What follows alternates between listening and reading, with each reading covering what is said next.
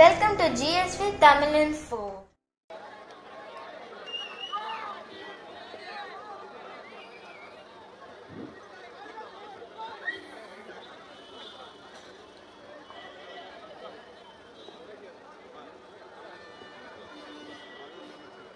அன்னை நிலம் காக்க ஆர்ப்பாட்டத்தில் பங்கேற்றிருக்கிற என் அன்பு சொந்தங்கள் அனைவருக்கும் என்னுடைய வணக்கம்.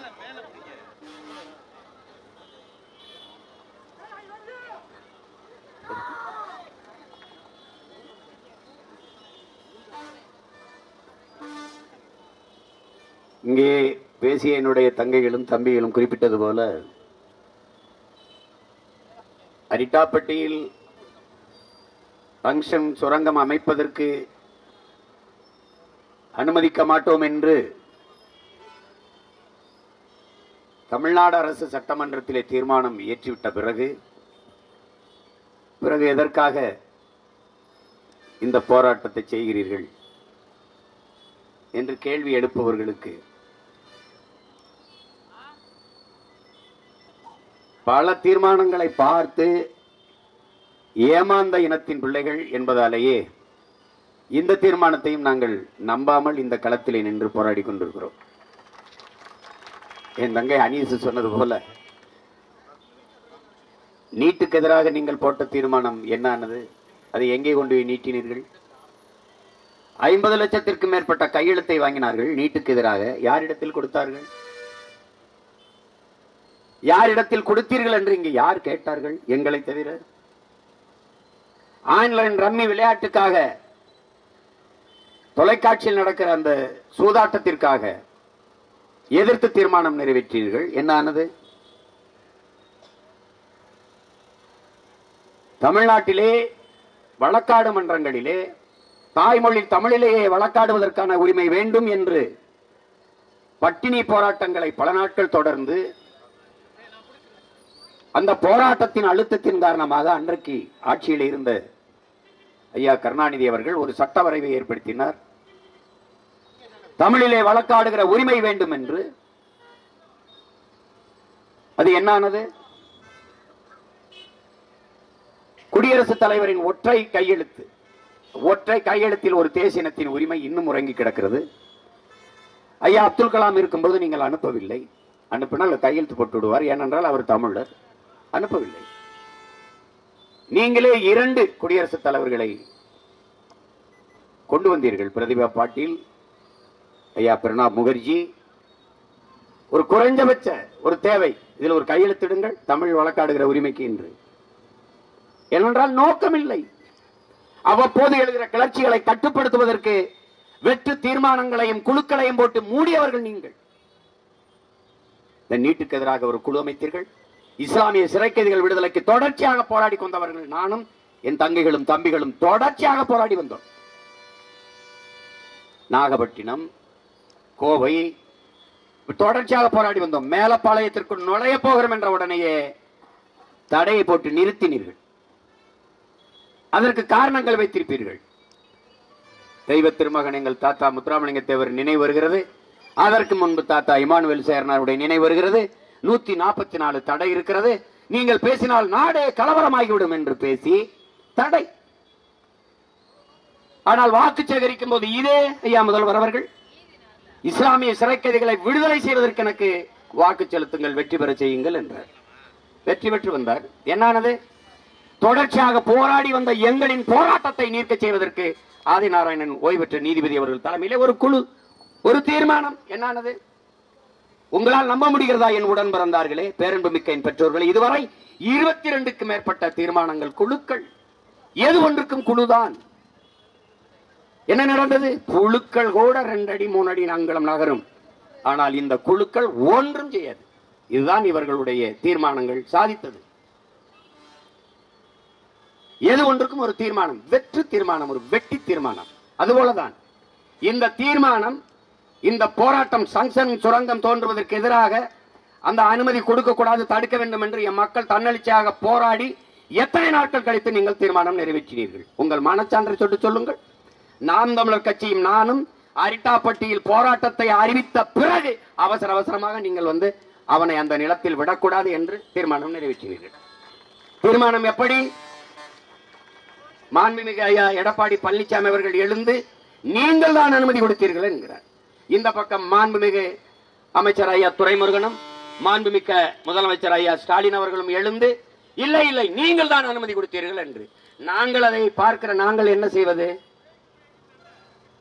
நீங்கள் 200 பேருமே சிறந்த ஆட்டக்காரர்கள் தான், நன்றாக விளையாடுகிறீர்கள். எங்களை ஏமாற்றி அவர் சொல்லுகிறார், நீங்கள் தான் முதலாக தம்பித்துறை தான் அதை அனுமதித்தார், அனுமதி கொடுத்து ஒப்புதல் கொடுத்து விட்டு வந்தார். அவர் சொல்றார் நான் கொடுக்கல. 2004 2024 25 இந்த காலகட்டங்களில் ஐயா துரைமுருகன் தான் இதற்கு அனுமதி கொடுத்தார் என்று இவர் இந்த எதிர்க்கட்சி மாறி மாறி ஒருவருக்கு ஒருவர் குற்றம் சாட்டி கொண்டிருக்கிறார். இவர் சொல்லுகிறார் நீங்க சரியில்லை என்று, அவர் சொல்லுகிறார் நீங்கள் சரியில்லை என்று, நாங்கள் சொல்கிறோம் நீங்கள் 2 பேருமே சரியில்லை, உங்களை ஒழித்தால் தான் நாடு மக்களும் நிம்மதியாக வாழ முடியும் என்று நாங்கள் சொல்லுவோம்.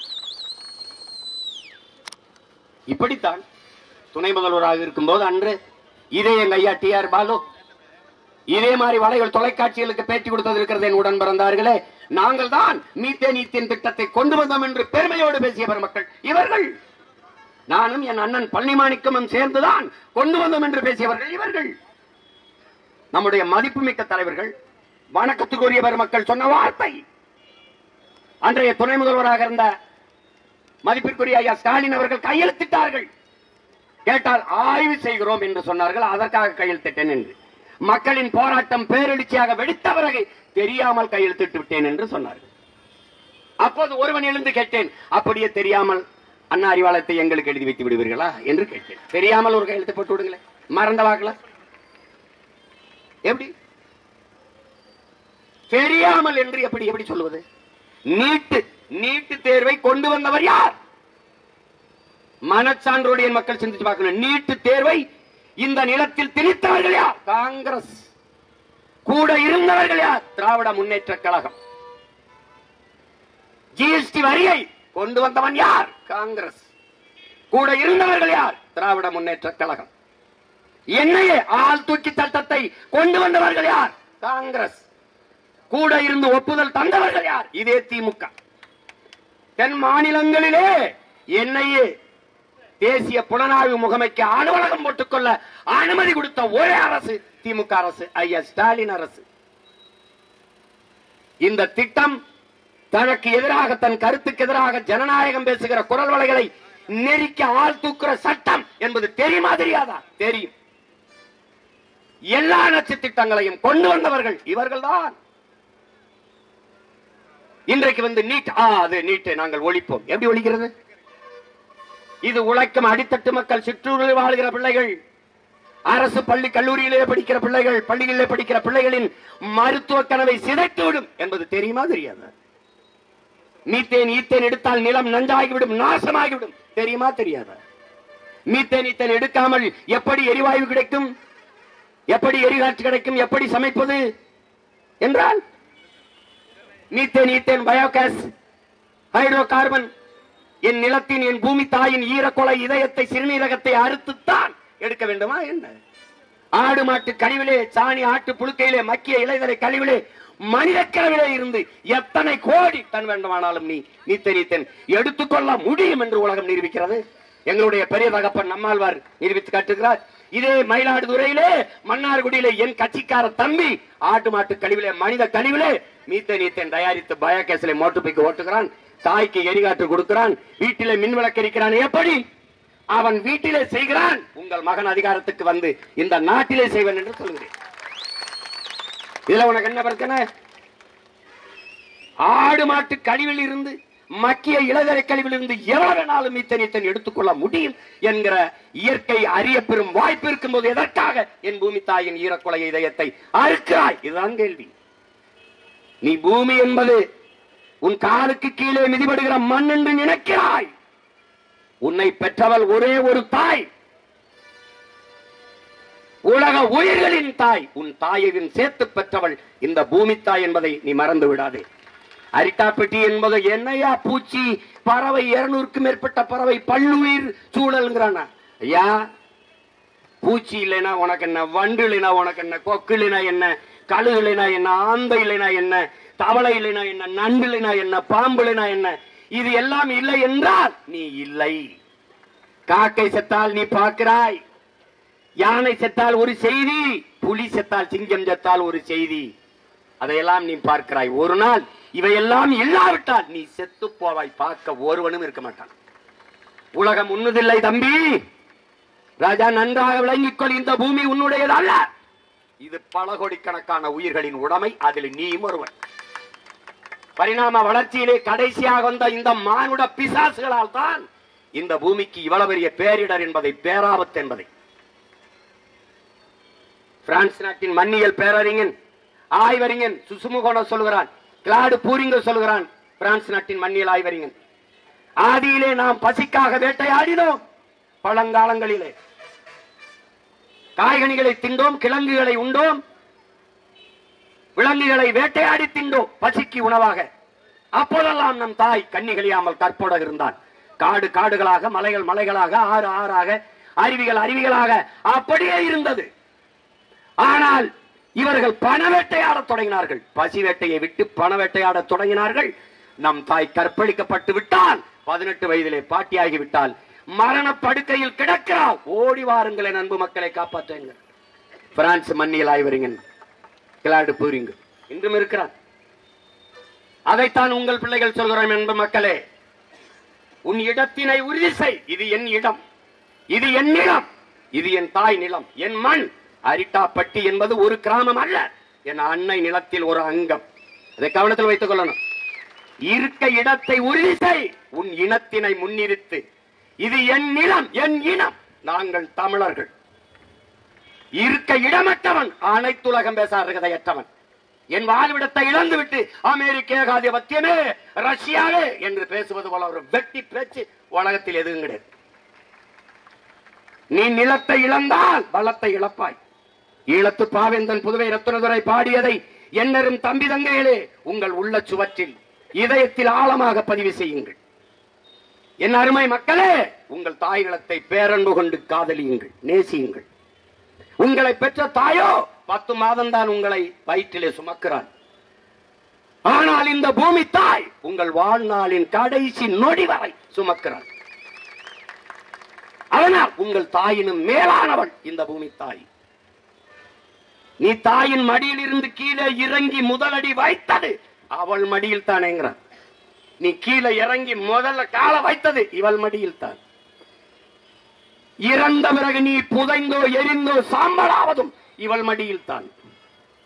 ஆகையினாலே என் அன்பு மக்களே, உங்கள் தாய் நிலத்தை பேரன்பு கொண்டு காதலியுங்கள்.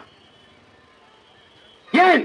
நிலத்தை இழந்தால் நீங்கள் பலத்தை இழப்பீர்கள், பலத்தை இழந்தால் உங்கள் இனத்தை இழப்பீர்கள். ஆதலினால் என் அன்பு மக்களே, உங்கள் தாய் நிலத்தை பேரன்பு கொண்டு காதலியுங்கள். எங்க போவ?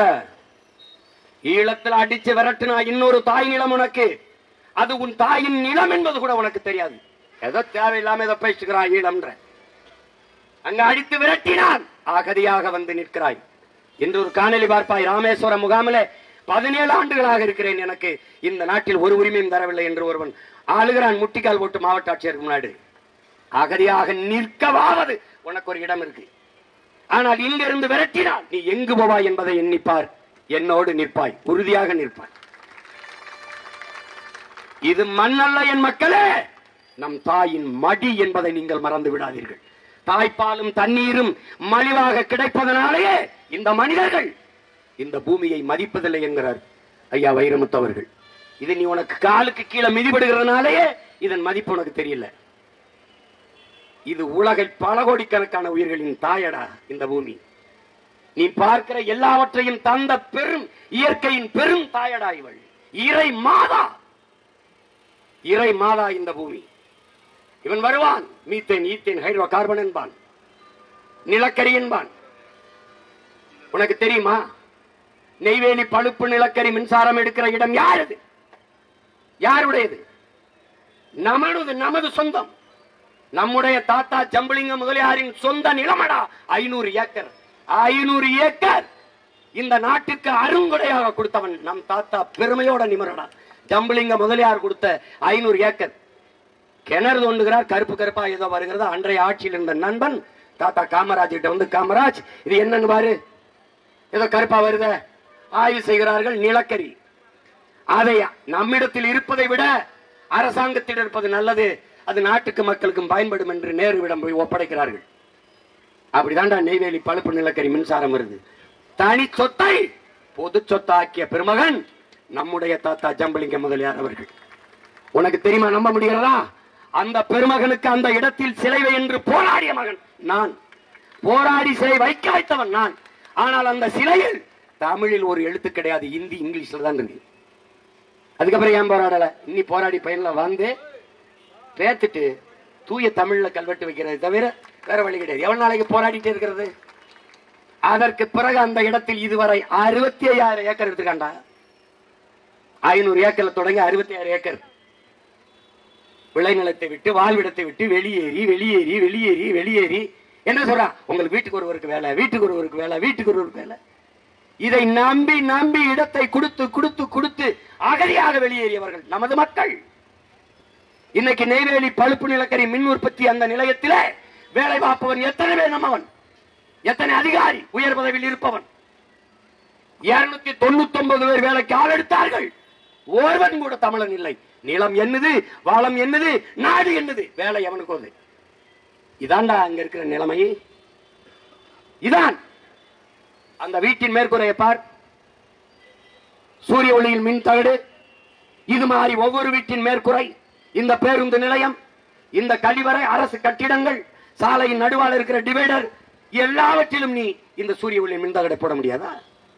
விளைநிலத்தை பறித்து போட்டா 800 கமிதியிலே 5000 ஏக்கர் 4100 கோடி தான் அதானி முதலீடு செய்தது. என் மக்களிடத்தில் சொன்னது என்ன? வேலை வாய்ப்பு, வேலை வாய்ப்பு, வேலை வாய்ப்பு.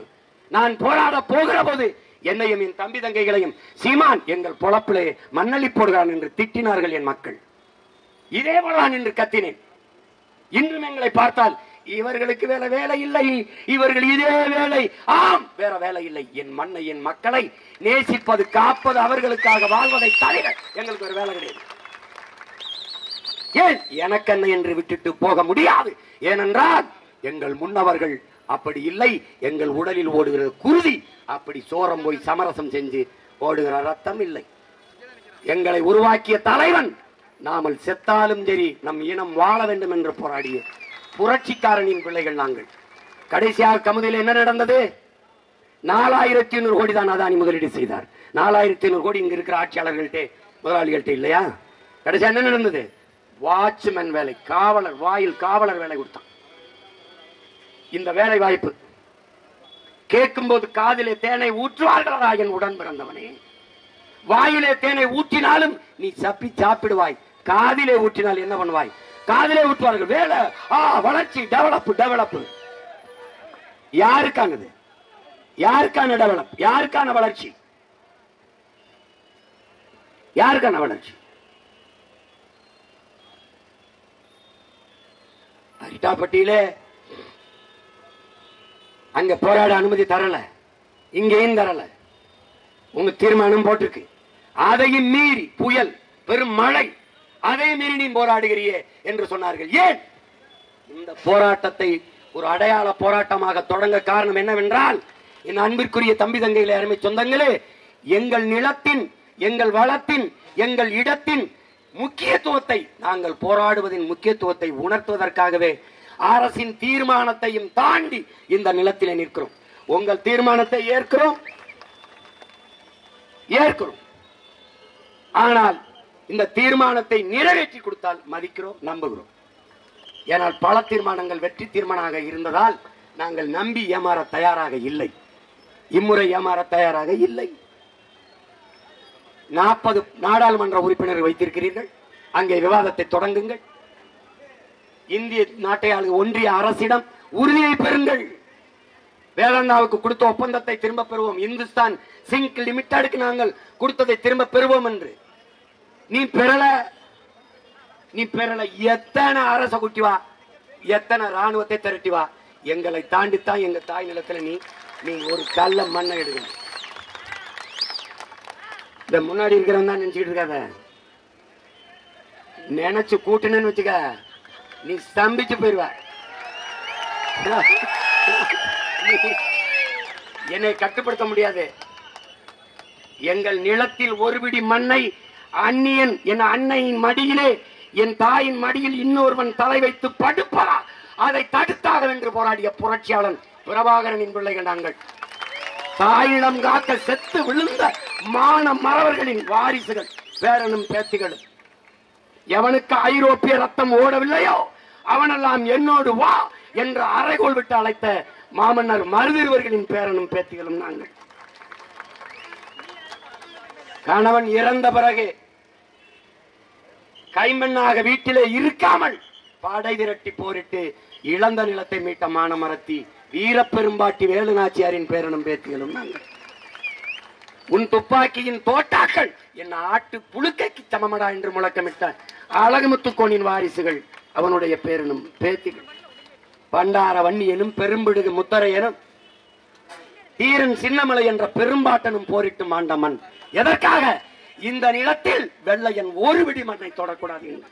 அதேதான் அவன் பிள்ளைகள் இந்த நிலத்தில் இந்த கொள்ளையன் ஒரு விடி மண்ணை கூட தொடக்கூடாது என்பதற்காக நிற்கிறோம். அவர்கள் ஆயுதம் ஏந்தினார்கள், அவர்கள் பிள்ளைகள் அரசியல் களத்திலே அறிவாயுதம் ஏந்தி நிற்கிறோம். எங்கள் பாட்டங்கள் ஏந்திய வேலுக்கும் வாளுக்கும் விட இல்லாத வலிமை இந்த பிள்ளைகள் ஏந்துகிற சொல்களுக்கு இருக்கிறது. வேலுக்கு இல்லாத வலிமை எங்கள் சொற்களுக்கு இருக்கிறது என்பதை புரிந்து கொண்டு ஆட்சியாளர்கள் இந்த திட்டத்தை கைவிட வேண்டும். 7 பாறை மலைகள், 72 ஏரி குளங்கள், 200க்கும் மேற்பட்ட நீரூற்றுக்கள், என் தம்பி தங்கைகள் குறிப்பிட்டது போல சமண கோயில்கள், 60,000 ஆண்டுகள், 6,000 7,000 ஆண்டுகளுக்கு மூத்த வரலாற்று பெறும் அடையாளங்கள், கல்வெட்டுக்கள், பிராமி எழுத்துக்கள் எல்லாம் நிறைந்திருக்கிற என் அன்னை நிலம் அரிட்டாப்பட்டி. அது ஒரு சிற்று ஊர் அல்ல, என் இனத்தின் வரலாற்று பேராவணம். 2 ஏக்கரை பல்லுயிர் பாதுகாப்பு இடம் என்று வெற்றுக்கு அறிவித்து விட்டு இங்கே வந்து எடுங்கள், இங்கே நல்ல டங்ஷன் இருக்கிறது என்று அறிவித்தவர்கள் இவர்கள் தான். இதைவிட கொடுமை அப்படியே போய், அப்படியே விருதுநகர் சிவகாசி எல்லாம் தாண்டி போய் பழனிக்கு போய் இது மாலிட்டோன் ஏதோ ஒன்று இருக்குதாம ஒரு கனிமம், அதை அடுத்து அதை போய் தோண்ட போறது. இங்க இருந்தே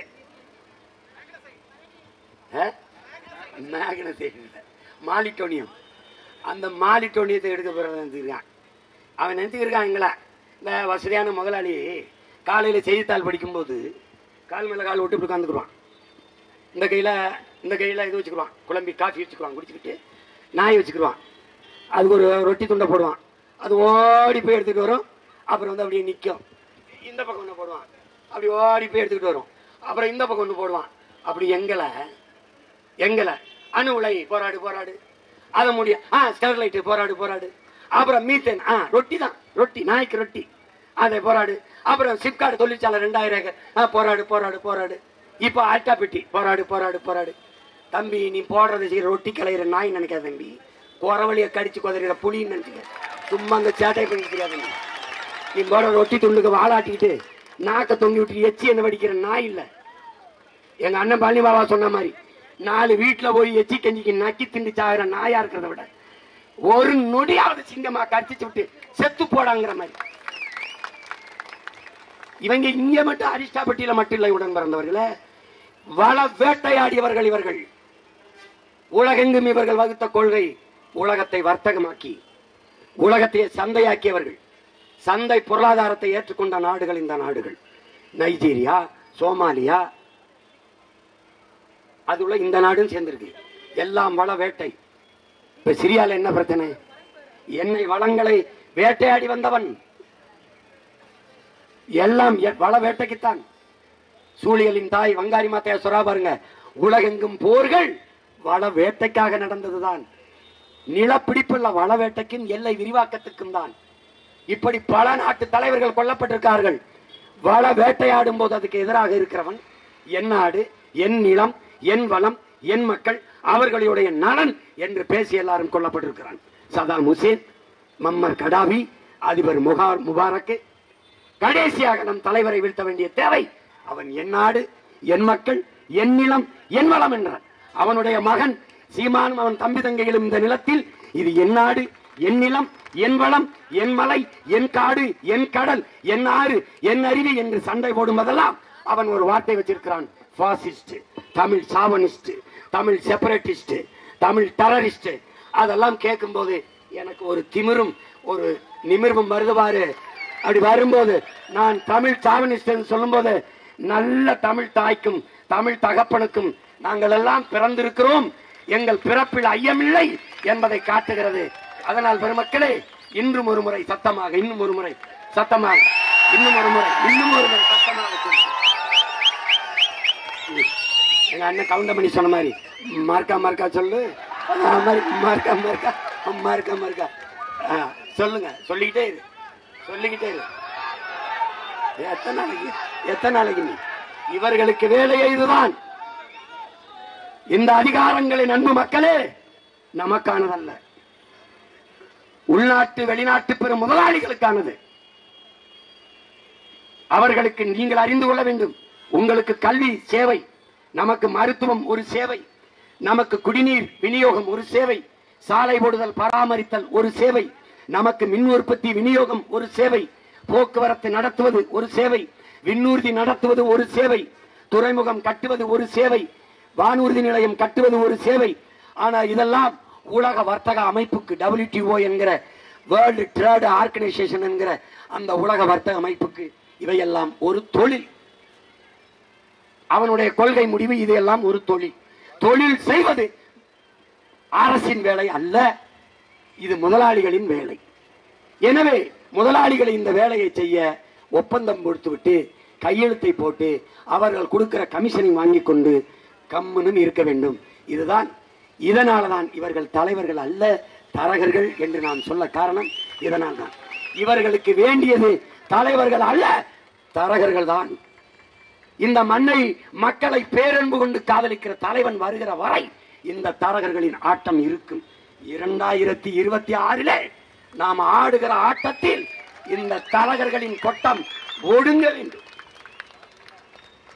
அரிட்டாப்பட்டி மக்களுக்கும் பக்கத்தில் இருக்க மீனாட்சிபுரம் மக்கள், சுற்றி இருக்கிற கிராம மக்கள், இந்த இடத்தில் இருந்து உங்கள் உங்கள் மகன் சொல்கிறேன், சங்கம் வைத்து தமிழ் வளர்த்த என் தமிழ் தாயின் மீது ஆணையிட்டு சொல்கிறேன், உங்கள் மகன் இந்த நிலத்தில் இருக்கிற வரை, நாம் தமிழர் என்கிற அரசியல் பெரும்படை புரட்சிப்படை இருக்கிற வரை என் நிலத்தின் வளத்தை சூறையாடுவதோ, நிலத்தை எடுத்து நச்சாலைகளை நிறுவதோ நடக்காது.